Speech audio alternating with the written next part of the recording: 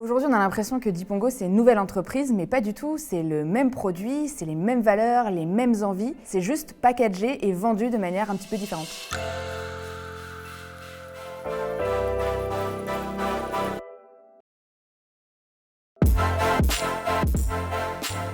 À vrai dire, c'est pas nous qui l'avons pris, c'est la crise en fait qui nous a poussé à accélérer en fait notre cible des particuliers. Pendant la crise, en fait, on a voulu proposer Dipongo en fait gratuitement et il s'est trouvé qu'on a eu plus de 35 000 téléchargements en l'espace de 10 semaines, donc pendant le confinement.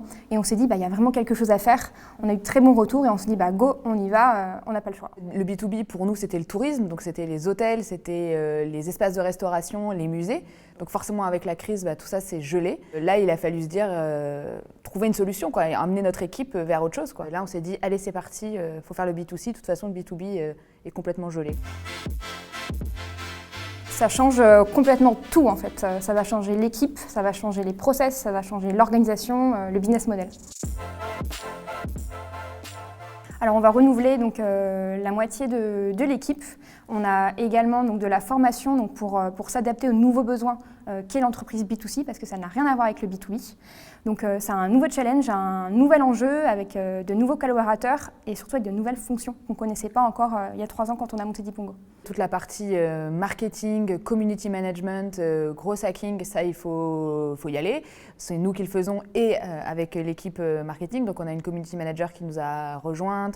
On a aussi une responsable marketing et communication qui prend de l'ampleur et qui se forme, et des renforts en création. Et puis les commerciaux, finalement, ils sont plus B2B, il faut qu'ils soient plus B2C. Donc c'est pas la même chose et c'est pas évident pour eux de continuer avec nous.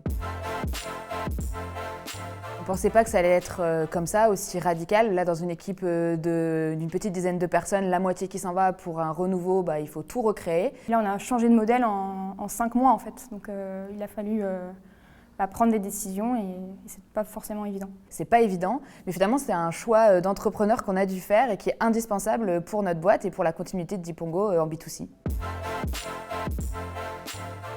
Il faut de l'argent, oui. Il faut de l'argent, il faut du temps et de l'énergie. Alors on a fait début 2020 une première levée qui nous permettait d'accélérer le B2B et finalement aujourd'hui, suite à la crise, on a d'autres besoins en B2C pour accélérer parce qu'il faut toujours être les premiers. Et pour être les premiers, il faut de l'argent.